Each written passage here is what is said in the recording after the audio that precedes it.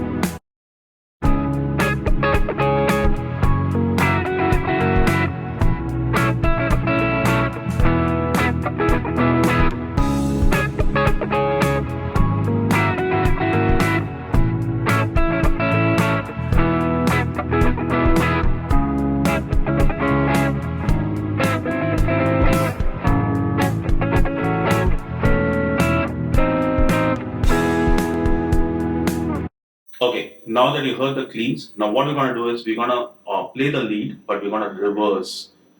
That is, when I'm playing the Les Paul Studio, the rhythm you're hearing is coming from the PRS, and when I'm playing the lead on the PRS, the rhythm is coming from the Les Paul Studio. Let's hear it out, and let's hit that features and quality issues, quality controls, customer service part towards the end.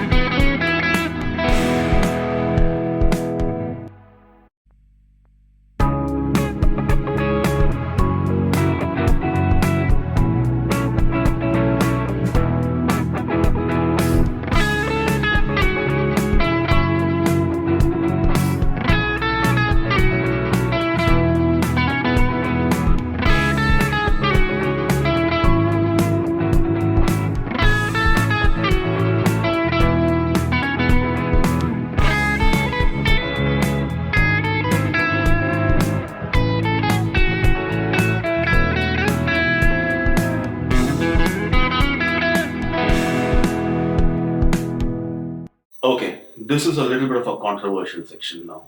Um, I'm pretty sure whether you're an experienced player, a collector of guitars, or you're an absolute newbie, chances are bright that you've been hearing about quality issues with Gibson and the customer service being poor, and it's really not worth it. And PRS and PRS SE being amazing in the customer service, amazing quality control, etc.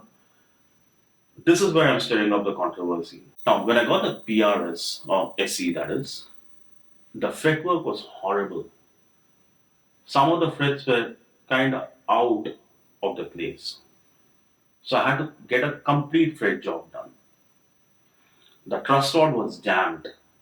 So I had to basically give it to a good luthier to get it to a playable condition. And once that is done, yes, definitely, it feels great. My complaint about the PRS is the nut. The nut does not feel right. I mean, it's plastic, and it just even after so many years of playing, when sometimes when you're tuning, you actually hear the noise despite of me putting graphite into it, some kind of a lubricant onto the nut. So I think the nut is not cut properly on a PRS. So that quality issue still remains. On the other hand, this one out of the box played like a dream. It still does. I haven't even got a setup done on this yet, and it still plays wonderful. Now, one of the things about this guitar, again, the nut, it's a brass adjustable nut because it's a 2015 model. The present models are just a normal, I think, artificial bone nut or something. But this is a brass nut, and I was a little skeptical about the brass getting cut constantly by the spring and the integrity of the nut going off over a period of time, which is natural. Whereas I have a tribute here, it's not, it's in the case. The tribute has the same type of nut, but it's made of titanium. So I wrote to Gibson that no, is there a way I can avoid that problem, or can I get a replacement for the brass nut, though it's not worn out, at this point in time. They actually sent me, they addressed that email immediately.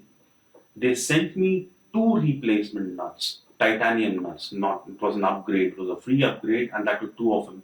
They sent it across to me so that I can fit it on this guitar.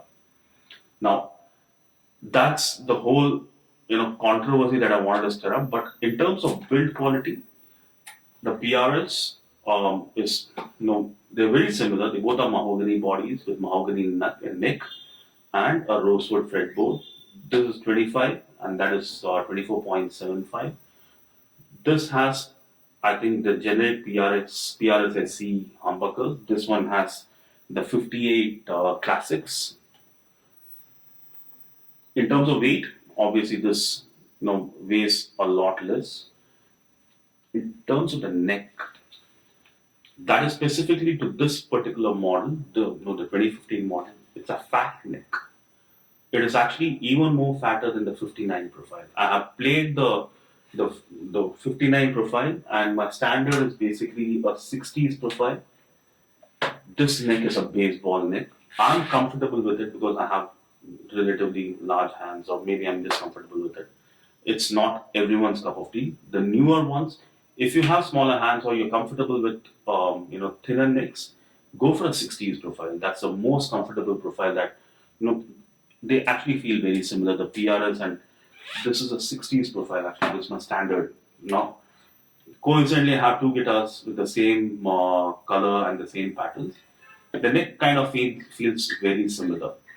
So I think the 60s profile is what PRSSC has gone for in this guitar. It overall feels great. So that's pretty much the features and the little bit of the controversy that I wanted to stir up. Now, hopefully you like the video. Stay tuned for the future videos where we're going to use the same crack to shoot out between a Fender Strat and a Teddy. We'll shoot the Gibson Les Paul Tribute versus the PRS. We'll shoot the studio against the standard. So these are like commonly asked in the channel, so I just wanted to do it. Thank you so much. I look forward to seeing you.